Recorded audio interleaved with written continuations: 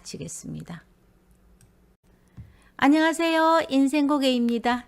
요즘에는 자식 없는 사람이 부럽다는 말을 많이 합니다. 개팔자가 상팔자고 무자식이 상팔자라는 말입니다. 오늘은 자식비 때문에 거리에서 허덕이며 살아가는 부모들의 이야기를 해보겠습니다. 이게 뭔지 한번 봐주세요.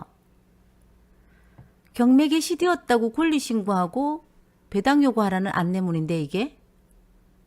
계약할 때 대출이 없는 집이었는데 이게 무슨 일이야? 월세 세입자가 입주하고 집주인이 대출을 받은 겁니다. 혹시 그때 은행에서 주인이 대출 받는다고 사인해 달라고 했을 때 사인해 준 거예요? 사인 안 했다면 대출이 나올 수가 없는데. 주인 엄마에게 말씀드리고 처리하라고 했죠. 말씀드렸어요? 안 했어요? 왜 그랬는데? 보증금 2천만 원은 최우선적으로 제가 받을 수 있는 거죠.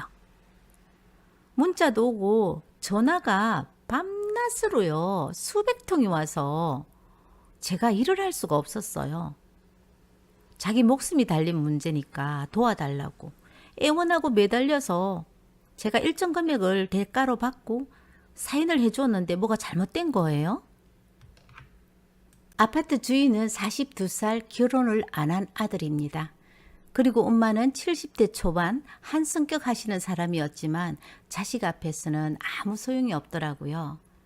조금은 늦게 얻은 아들이라 물질적으로 부족한 것 없이 키웠는데 고등학교 다닐 때부터 친구들과 도박을 하고 직장 생활을 하면서도 주식을 해서 엄청난 빚을 졌다고 해요.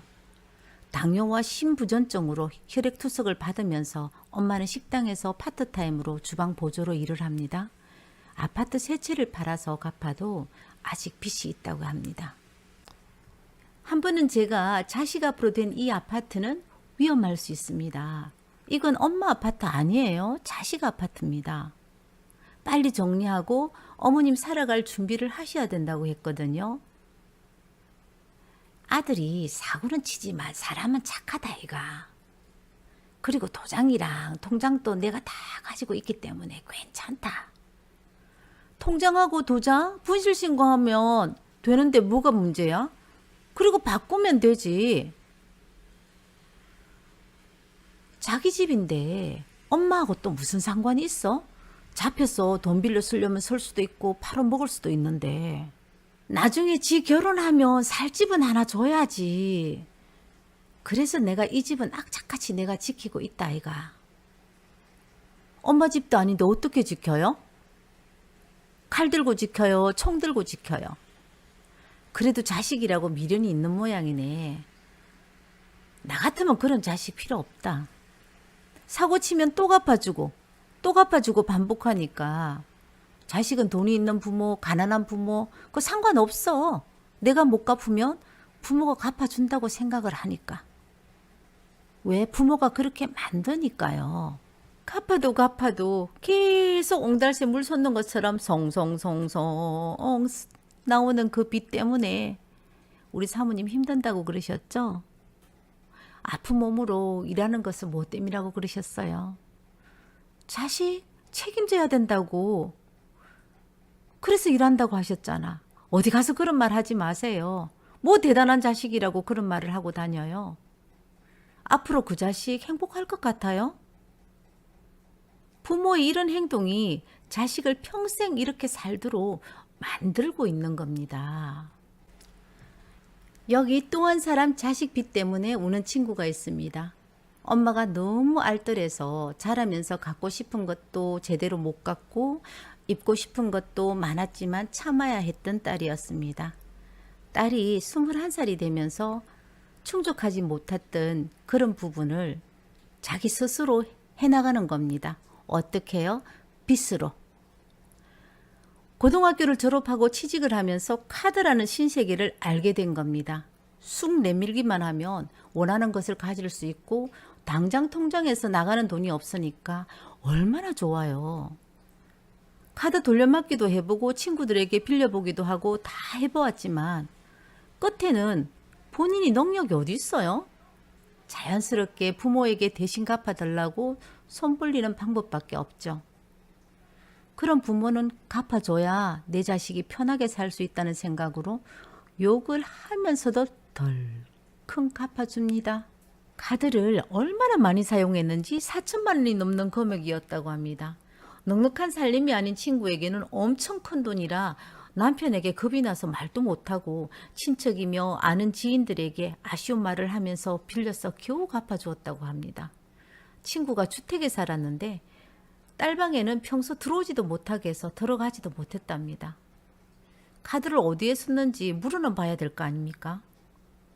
그래서 물어보기도 하고 달래보기도 하려고 들어갔는데 옷장 속에서는 보지도 못한 옷이며 가방들이 산더미처럼 쌓여 있었다고 해요.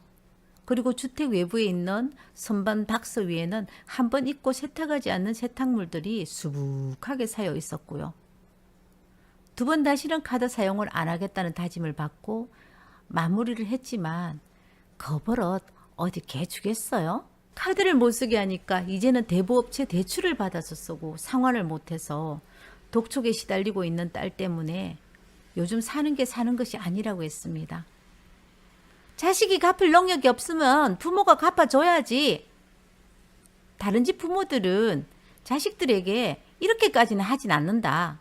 이렇게 뻔뻔함까지 있는 딸을 정말 죽이고 싶고 저거 어디 가서 안 죽나? 어디 나가서 안 돌아왔으면 좋겠다라는 그런 생각이 들더랍니다.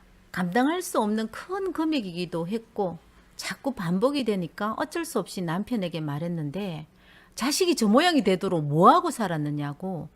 내가 돈 벌어서 집구석에 돈 들려주면 넌 그것 가지고 자식이라도 잘 키우고 살아야지 도대체 너 뭐 했느냐고.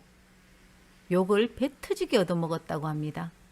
살고 있는 전세를 월세로 전환하면서 전세자금 대출을 상환하고 얼마 안 되는 돈으로 딸 빚을 갚았습니다.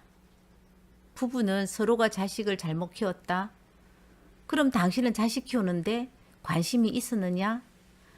이렇게 시작되는 싸움이 끝없이 이어졌고 요즘은 가정도 깨지기 일보 직전까지 왔다고 해요.